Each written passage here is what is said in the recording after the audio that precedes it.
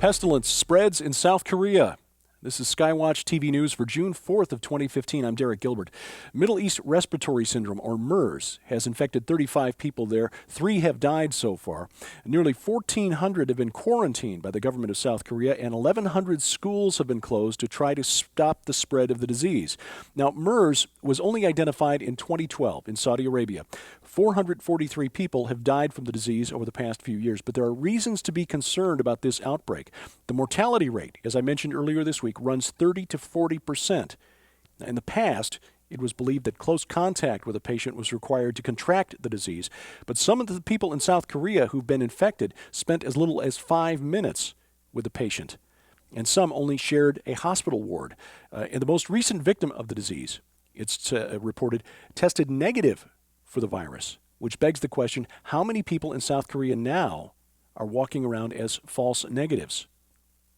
You see, this disease, as with many diseases in our modern society, are only one plane ride away from being transported to another continent. And South Korea is an important economic trading partner with nations like Japan, China, the United States, Canada, the United Kingdom, and so forth. We'll keep an eye on this story. Well, instead of phoning home, ET might be on hold. I told you yesterday about a potential bombshell claim last weekend at the Disclosure or Contact in the Desert UFO conference. Attorney and ufologist Daniel Sheehan reportedly said that Pope Francis was about to issue an encyclical in which he would reveal the existence of extraterrestrial life. That encyclical is supposed to be released this week. Now, a future Vatican disclosure event was predicted by our friend, researcher and author Chris Putnam a couple of years ago. I talked with Chris via Skype this morning, and he said disclosure news might be premature. Well, Derek, the thing that's not clear is, did Daniel Sheehan even really say this? It's an internet rumor that he said Pope Francis will announce this on June 15th, which happens to be my birthday, so that was a little weird for me, being the author of a book, saying that he might do something like that. But, it's not clear that he actually said it, and apparently he's denying it right now, so I don't know. Even if the Pope were to announce something on the 15th, my initial suspicion is that it would be something more along the lines as it's, acceptable for Catholics to believe in the existence of ETs. And they've been saying that for quite a while anyway through the astronomers. So I really doubt this is anything like the announcement that they really have evidence that there are ETs. But I think it's more along the lines, it's consistent with Catholic teaching to believe that extraterrestrials exist. That would probably be about the extent of it. Zealand Communication News Network, a news service devoted to the topic of alien disclosure, reports that they contacted Mr. Sheehan directly, who denied making any such claim about the Pope disclosing the existence of ETs. The original story appears to trace back to a website where anybody can post articles without any kind of vetting. Sheehan did mention in his presentation the Pope's encyclical on climate change, which we've told you about here in this program. So it's possible the author of the story conflated the papal encyclical on climate change with the topic of alien disclosure. It's also possible that this is just a psyop to further embed the idea of imminent disclosure of alien life into the public psyche. We do know, thanks to Chris Putnam and Tom Horn, that the Vatican has an unusual level of interest in the subject of extraterrestrial life. Now, speaking of religion and UFOs, Buddhist monks in China got a shock when they checked their security cameras last Friday night after an event triggered those alarms. Skeptics who have viewed this video say it was probably a drone or a remote-controlled toy. The war on human exceptionalism continues.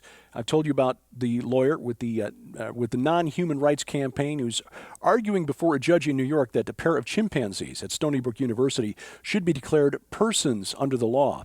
That would allow them then to be released from this university laboratory for being unlawfully imprisoned. Now comes a new book arguing that plants have intelligence. It's just that we humans can't see it because of our ingrained cultural biases.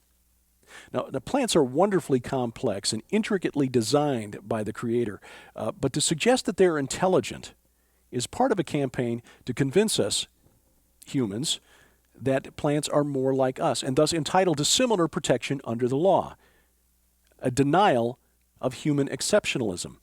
You see, plant rights would come at the expense of human rights. And if this sounds crazy or paranoid, I have to point out that in 2 nations in the world, Switzerland and Ecuador, the rights of plants are protected in their national constitutions. And there are ads that are running on cable TV now, which you may have seen, from a law firm specializing in environmental causes because the earth needs a good lawyer. We depend on your support to get the word out about stories like this, and it is our way of thanking you this month that for your gift of $10 or more, we'd like you to have the copies of the books Angels in the Fire and the Disaster Survivor Bible. We will send those out to you at no charge. Again, while supplies last, for your donation to Skywatch TV of $10 or more, and instructions on how you can donate and support our work available on the website at skywatchtv.com. Good news if you missed the Steve Quayle interview with Tom Horn about his newly expanded and revised edition of the book Genesis 6 Giants. That interview with Steve Quayle now available at the website, skywatchtv.com. And of course, if you have a Roku device, a set-top box, you can play that interview or these daily news updates anytime, day or night, on demand. The instructions for adding our Skywatch TV Roku channel to your account are also posted at Skywatch TV. Log on skywatchtv.com/Roku. We appreciate you watching and your feedback.